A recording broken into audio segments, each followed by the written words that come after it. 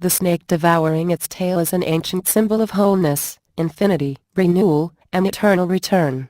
It symbolizes the cyclic nature of the universe, creation out of destruction, life after death. Likewise, the famous Swiss psychologist, Carl Jung, advanced the concept of the shadow self, the parts of yourself that are hidden from society. The process of becoming whole, psychically, is to integrate the unconscious shadow and conscious selves, through deep meditation, dreams, or long journeys that build awareness. If this seems too much of an academic introduction to the brilliantly epical novel by Atkinson, it is also a reference to the finely calibrated structure and themes of life, afterlife. Atkinson time travels her narrative back to Feb 11, 1910, repeatedly, so that her protagonist, Ursula Todd, can return again and again to rebirth and renewal.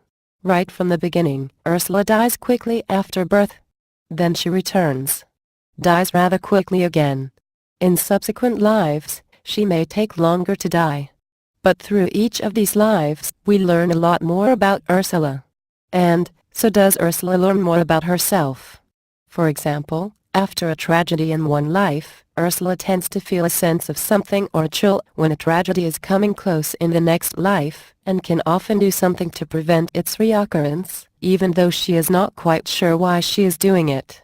Atkinson did it with such holographic clarity that I wondered how it had not been done 1,000 times before in literature.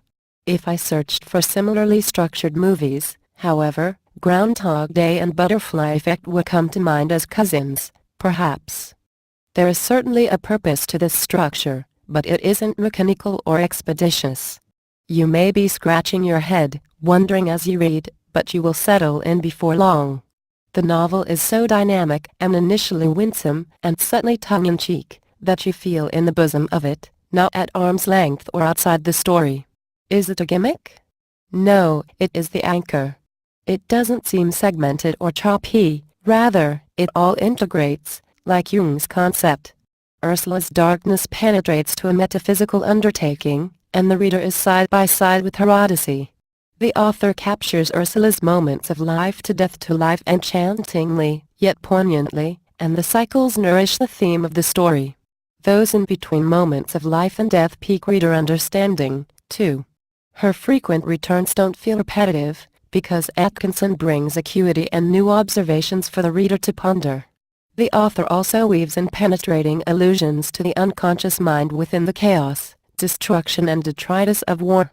The settings, of the novel preside like a primary character, one in which repeated experience manifests deeper understanding.